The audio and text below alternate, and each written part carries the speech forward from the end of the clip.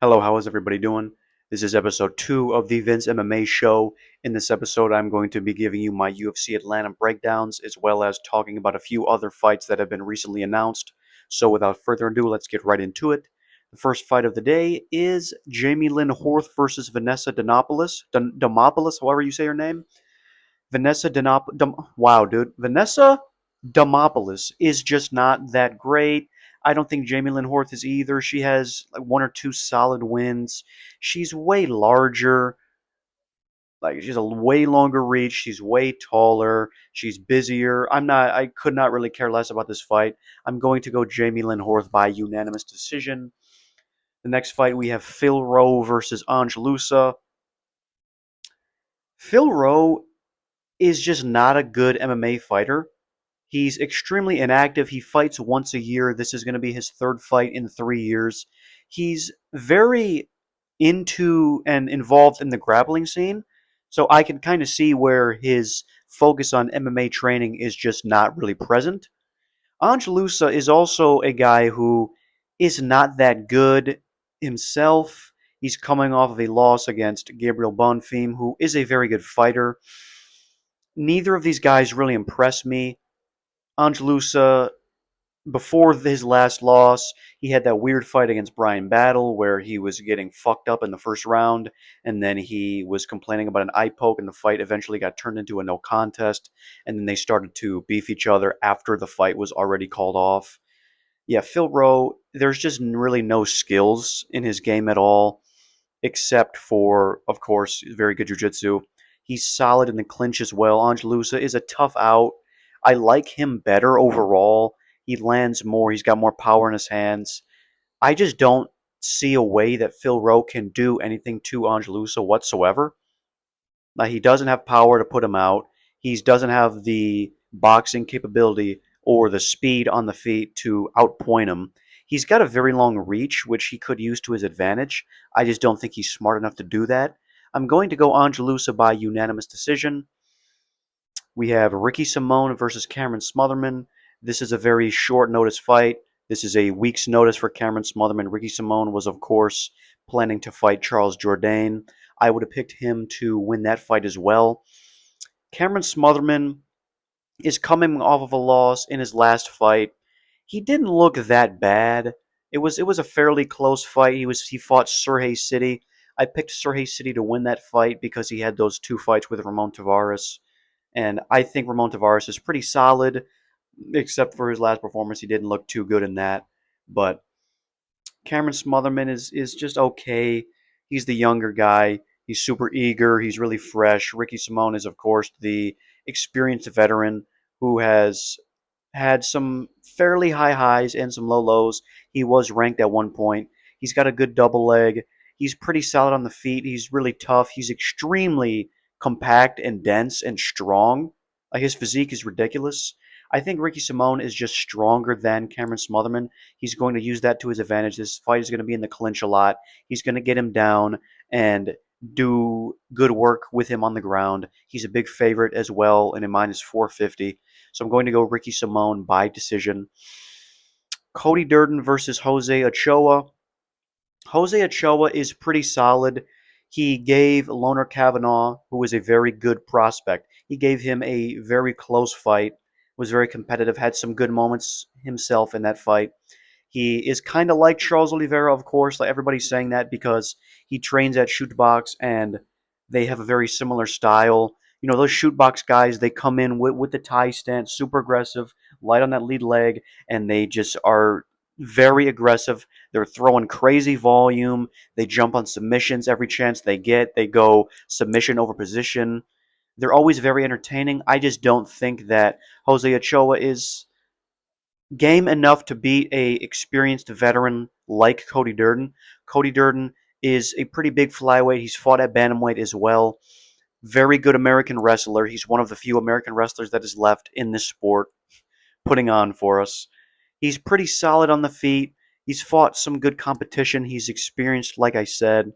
I think this is just one of those tales where the older guy is more experienced and he's been in all of these different fights, and he's fought all these different kinds of styles where it's going to be hard for Jose Ochoa to get his game plan established. I'm going to go Cody Durden by unanimous decision. So far, not many great fights on this card. Malcolm Wellmaker versus Kris Moutinho. Malcolm Wellmaker fighting in his home state, a couple hours away from where he was born and raised. Kris Moutinho is making his second stint at the UFC on very short notice. He was cut from the UFC and later went on a 5-fight win streak, all finishes. I'm going to go Malcolm Wellmaker by round 1 KO. Kris Moutinho, when you give guys who previously were in the UFC, when you give them guys that are nowhere near UFC caliber talent, normally those fighters just run through them.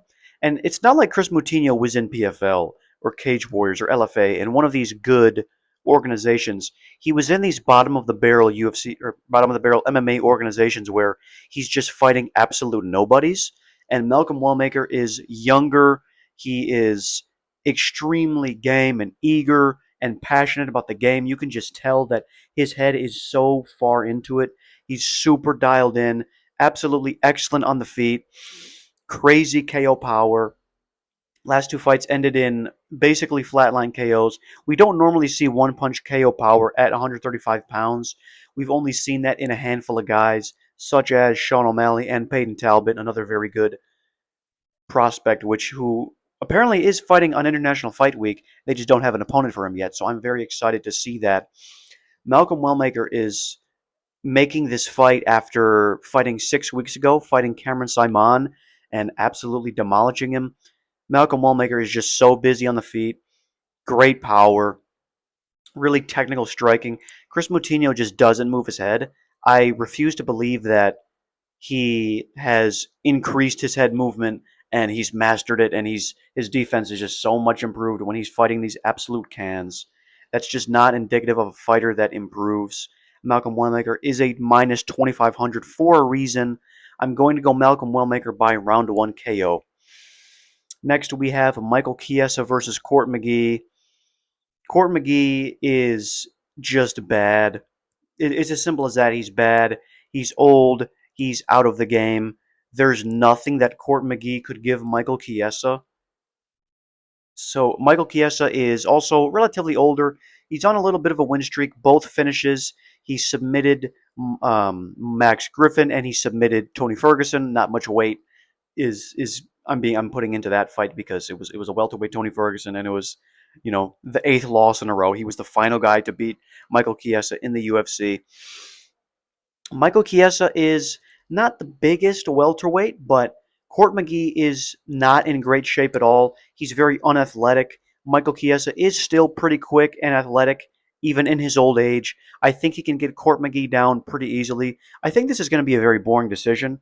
I wouldn't be surprised if Michael Chiesa gets a submission, but I think he's just kind of going to lay and prey on him and fight for position, and it's going to be super boring, and the moments that the fight is on the feet, it's going to be very low volume. So I'm going to go Michael Chiesa by round 3 submission. I think he's going to get his 3rd win in a row.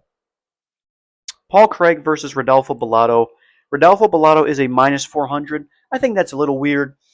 Paul Craig is on a little bit of a losing skid. He got finished by Caio Borralho. He got kind of dominated. Not even really dominated. I'm not even going to say that. He got beat by Paul Craig in a very underwhelming performance. Didn't do much in that fight at all. If you're getting outstruck by Paul Craig, I got news for it. You're probably not going to make it much further into your career. Rodolfo Bellato only has 2 fights in the UFC. One of them is a win by finish. The other one was a draw with Jimmy Crute. I personally thought he won that fight.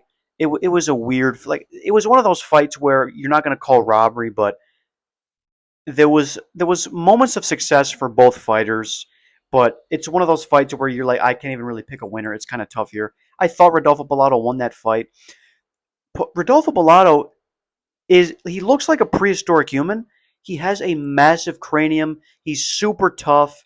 His striking is very rudimentary, but because he has such a good chin and he can take all these shots from most of these guys, he's going to just move forward and take anything that Paul Craig has for him. And I think Rodolfo Bellato is going to finish Paul Craig by KO in round 2. I don't really see a way that Paul Craig can do anything for Rodolfo Bellato. He's not going to outpoint him. It's just physically impossible. I don't see him getting him to the ground and controlling him. Rodolfo Bellato also has excellent jiu-jitsu as well, so I think those are kind of going to clash with each other. Paul Craig, that's really his only way of winning fights as of now. Honestly, in his entire career, that's how it's been. I'm going to go Rodolfo Bellato by round 2 KO. This is also a rebooking. It was supposed to happen a couple weeks ago. Alonzo Menifield versus Oumar C. Oumar Sy, French prospect, undefeated. I mean, I really like Alonzo Menifield, and I want to be high on him, but I think this is just the end for him. He had a very close win against a marauder in Julius Walker, a fighter that I really like a lot. He has a fight booked, but I can't remember who he was against. And Alonzo Menifield's fight before that, he got KO'd by Azamat Murzakanov, was getting beat the fuck up in that fight, and then eventually got finished in the third round. And before that, he got knocked out in 10 seconds by Carlos Olberg. I don't like Alonzo Menifield's chances here. He has a massive reach disadvantage. I want to say it's 7 or 8 inches. He's way shorter.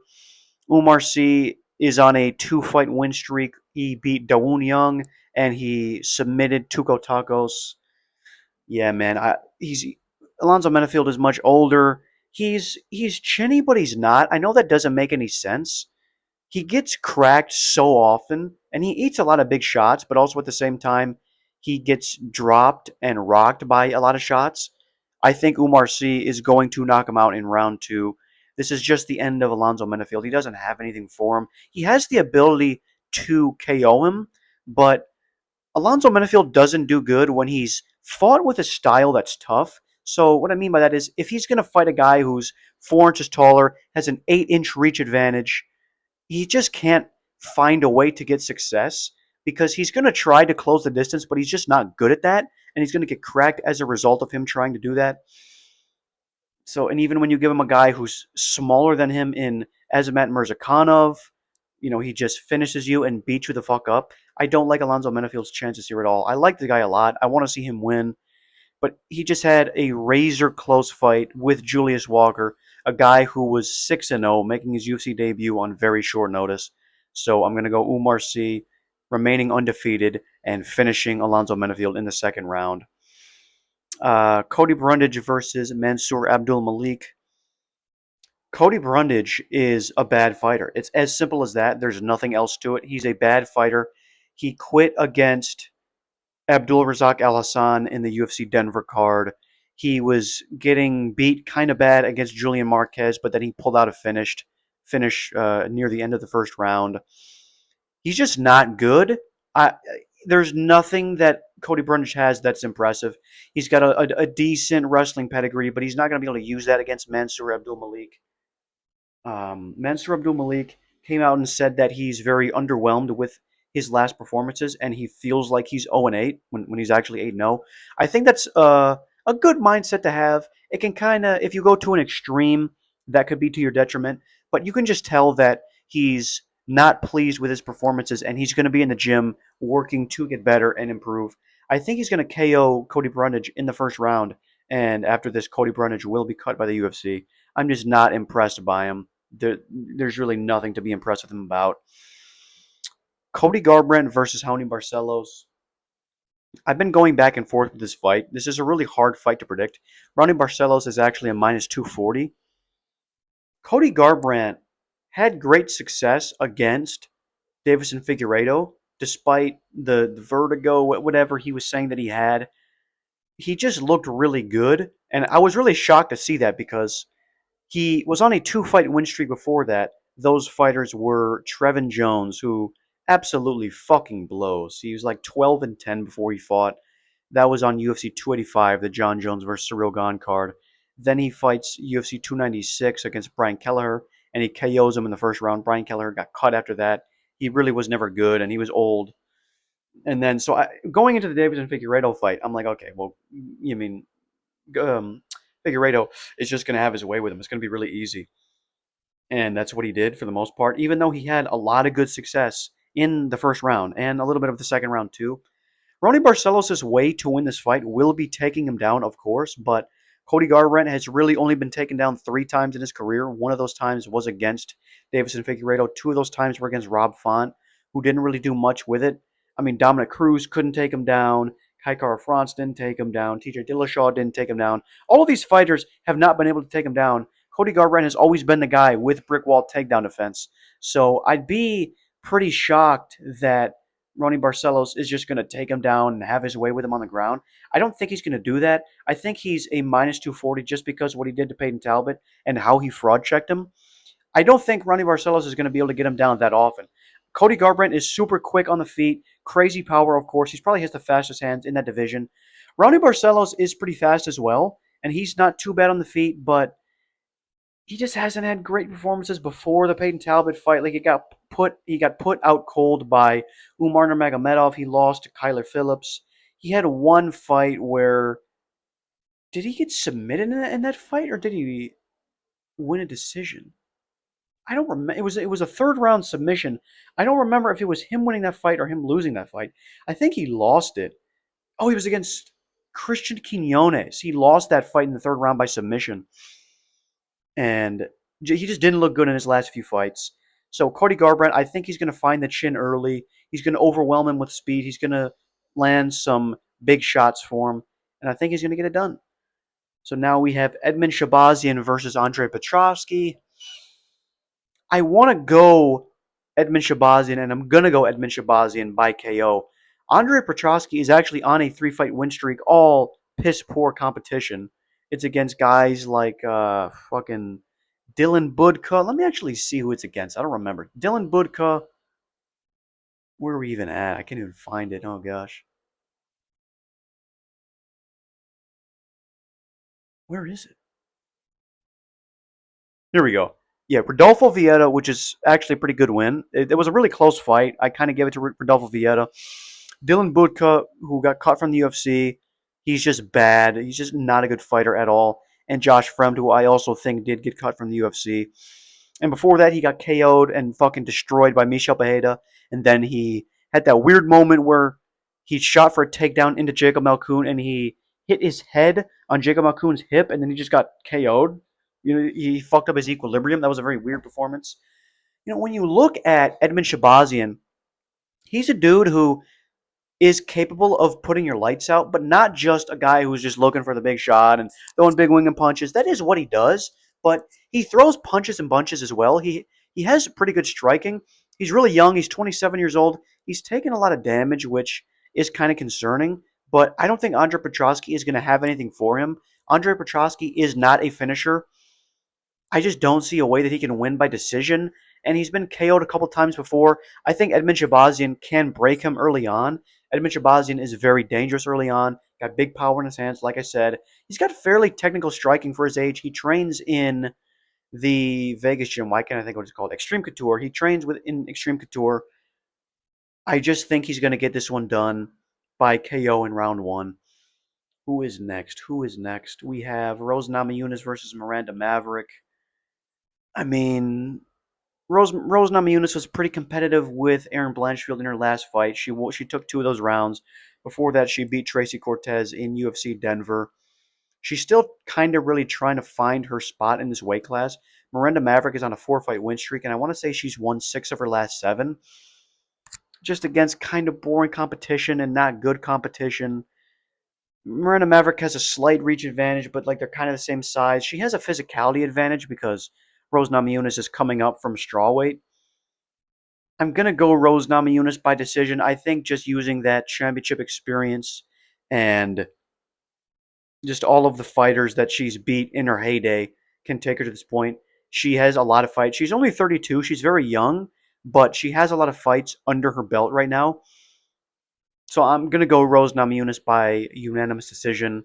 I just can't really see Miranda Maverick beating her by decision. I could even see Rose Namajunas getting a submission, like a later submission, late in round 2, early in round 3. But to be safe, I'm going to go unanimous decision. I think we're at the main event now. Yes, we are. Kamaru Usman versus Joaquin Buckley.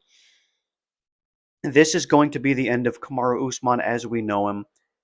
Joaquin Buckley is going to win this fight by round 3 KO. He's going to start this fight. He's going to be on the gas, overwhelming Kamaru Usman, who is going to try to really get back into the swing of things, and he's going to try to be comfortable after not being in the octagon for over a year and a half. His last fight was October of 2023. That was UFC 294. We're about to be on UFC 317 now. So there's been 23 UFC pay-per-view events since Kamaru Usman has stepped into the octagon. He still looks like he's in good shape. He's going to have that championship experience and that veteran experience, but Joaquin Buckley is just so hungry. The thing is, Kamaru Usman, really all he has is a jab as of this at this stage in his career. He doesn't have the ability to stand in the pocket and outpoint Joaquin Buckley and land uppercuts and move out the way and land a jab here and then set up a shot here. He just doesn't really have the opportunity and the ability to do that anymore. But the thing is, you can't really say Kamaru Usman is washed. That's what's kind of complicated about this because he's never had a fight where he's appeared washed. In his last two fights, he looked very good, given the circumstances that were there. Joaquin Buckley is just so tough. He hits way harder. He's not going to be worried about anything that Kamaru Usman has for him. Kamaru Usman isn't going to throw any leg kicks, any high kicks, because he has fucked up knees. Joaquin Buckley knows that he has fucked up knees. I would not be surprised if within the first 30 seconds, Joaquin Buckley is implementing knee stomps and super heavy on leg kicks. It just would make all the sense in the world because Kamaru Usman is not going to win this fight by being at range and moving out of the way of shots and leg kick here and double leg here. I don't think Kamaru Usman is going to be able to get Joaquin Buckley down many times. I think he might get him down one time early on, but he's not going to get held down. Colby Covington got Joaquin Buckley down a couple times, but he didn't really hold him down there. Kamaru Usman's takedown accuracy hasn't been that good as of recently. I don't think Joaquin Buckley is going to take him down. I think he's going to be on the feet, and he's going to be willing to take every single shot that Kamaru Usman has at this stage in his career. He's going to be moving forward. He has the speed advantage. He has the outside and lateral movement advantage. I think he's going to be darting around, and Kamaru Usman is going to be swinging and missing a lot. He's going to be really frustrated early on because Joaquin Buckley is just too fast for him, and he's not going to be landing, and he's going to be getting his legs beat up and his knees beat up, and he's not going to be able to implement a effective game plan. So he's going to shoot kind of early, but Joaquin Buckley, I think he's going to stuff those takedowns, and eventually I think he's just going to just prove that the younger guys always have it in this type of matchup. Kamaru Usman is talking about beating Joaquin Buckley, then beating Islam at welterweight, and then moving up to win the middleweight belt. Like, just stop, bro. Like, when people are making those claims, when they're looking so far into the future, it never goes well for them. Every time they're saying, oh, yeah, I have this 3-fight plan. I'm going to beat this guy. Then you know what? I'm going to fight for the belt here. I'm going to win in this way. And I'm going to defend against this guy. Or I'm going to move up against this guy. And I'm just going to prove everybody wrong. It's just never happens. It's always delusion. I'm all for being confident in yourself, but there is a 0% chance Kamaru Usman wins this fight, then wins the welterweight belt, then wins the middleweight belt. There is a 0% chance that happens. And like I said, you know when fighters are talking about doing that, they're already one foot out of the door. They're trying to convince themselves that they are still in it and they have the opportunity to still hang with these guys. And don't get me wrong, I think Kamaru Usman can hang with Joaquin Buckley for sure. He's going to have a couple moments of success, but I don't think his game plan is going to be even able to be established. And I think we're going to see Kamaru Usman probably retire after this fight because he's going to get finished kind of bad. So those are my picks for the card. Let's go into a couple fight announcements that have been announced. Jacoby Smith versus Nico Price has been added to UFC 317 International Fight Week. I think that the UFC should be ashamed of themselves for giving Nico Price this fight. I think Jacoby Smith is going to absolutely fucking kill Nico Price. This could not be a more lopsided fight. This is going to be a minus 1200. Not even close. Jacoby Smith is a 29-year-old prospect who is undefeated, who's absolutely fucking excellent everywhere. He's got great takedowns. He's a great wrestler. He's got crazy power in his hands. He's a great striker overall. I think he's going to fucking destroy Nico Price in 30 seconds. So that's really all I got to say about that. Jared Cannonier versus Michael Venom Page has been added to UFC 319 in Chicago, Illinois. I'm seeing a lot of people saying RIP to Jared Cannonier. I could not disagree more. I think that Jared Cannonier is going to fucking work MVP in this fight. He's going to make very easy work of him. Jared Cannonier is too smart to stand and trade with MVP because that just makes no sense. Why would you ever do that, right? Jared Cannonier is always a guy who moves forward and will take shots and yeah, make it correct on the way to you, but he's gonna get you down. Jared Cannonier is a former heavyweight. He's twice as strong as Michael Venom Page. MVP is, of course, a welterweight, but this fight is going to take place at middleweight. Cannonier is just so strong. He's super dangerous in the clinch as well. He's got great elbows in the clinch, great knees, got sneaky uppercuts. I think that Jared Cannonier is going to clinch him up against the fence immediately, and he's going to trip him. And before that, he's going to do a lot of damage, and he's just going to lay on him and just win rounds and do a ton of fucking ground strikes. He has great ground and pound. He's going to be raining big elbows. Of course, Jared Cannonier's elbows from ground and pound are some of the best in the sport. I think he's going to either finish MVP in round 3 or just get a relatively decent but kind of boring decision. Nate Landwehr versus Morgan Chartier has been added to UFC Nashville. I like that Nate Landwehr is representing his home state in that arena, coming off of a loss against a guy for the life of me I can't remember. It was that Korean prospect. It was on UFC 310. I know that, but what was his name? I don't know. I can't think of what his name was, but I think Nate Landwehr is probably going to win this fight. Morgan Charrier has not looked that good in his last 2 fights. It's just looked super low volume. Like he'll look good in the first round, but then he kind of just drops off and just wilts away, and will let the opponent dictate the pace and let them implement their game plan. So I'm probably going to go Nate Landwehr by finish in this fight, or maybe later, or just decision. Kind of boring decision too. Let's see. We have Mikhail Alexeychuk versus GM3. It's weird. It feels like this fight has happened because GM3 has just fought all of the jobbers of the middleweight division. This is also going to be on UFC 319 in Chicago. I think Mikhail Alexeychuk is going to get a big win, maybe even a finish here. Mikhail Alexeychuk has moved to the Fighting Nerds, and he just looked so damn good in his last fight. Now, given it was not against good competition, and GM3 looked piss poor against Brad Tavares, and he even had moments where he was looking solid against Edmen Shebazyan, but eventually Edmen Shebazyan just beat him. I think GM3 is done. He's just really old. He has so many fights. He's done so much in the sport. Not in terms of like, not in terms of like, oh my god, he's done so much for the UFC like a fucking Usman, but he's just fought so many guys. Like his UFC record is 12-11, and I just don't. He's old. He's it's just over for him. He's still always going to be dangerous on the ground, but I don't think he's going to be able to even really implement that. I think he's going to get TKO'd by Mikhail Oksachek. He just looked like a completely different fighter after training with the Fighting Nerds. Speaking of the Fighting Nerds, we have actually neither of these guys are a part of the gym. So we have Michel Pereira versus Marco Tulio. This is getting added to UFC Shanghai in China. I love this card. It's a really good card. This is going to be probably the best 1.5 round fight in recent memory because both guys are super dangerous early on. I think Marco Tulio gets this done. Michel Pereira is not looking good. Really, he didn't look great in his last fight. Honestly, in his last 2 fights, he got, what am I saying? He got fucking destroyed in 2 fights ago, and then his last fight just looked like shit. Like it was one of the most boring fights of the year. Marco Tulio, of course, put on the fucking clinic that was the Tresean Gore fight. That was UFC. What was that? UFC 314? I think that was UFC 314. Um, Yeah, Marco Tulio is just super good, super aggressive. He's just a big fucking middleweight.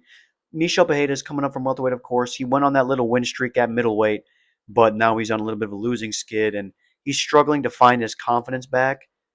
So I'm going to go Marco Tulio, probably by KO. I like this fight a lot. And that's really it. I mean, I guess you have Piotr Jan versus Marcus McGee is official. We already knew about this fight for a while, but this fight is officially official. And we have Joshua Van versus Brandon Royval. I've made videos discussing those fights as well. So thank you for tuning in to episode 2 of the Vince MMA show. I will make a... Oh, we also have Nursultan Ruziboy versus Brian Battle. I guess I already made a video about that too.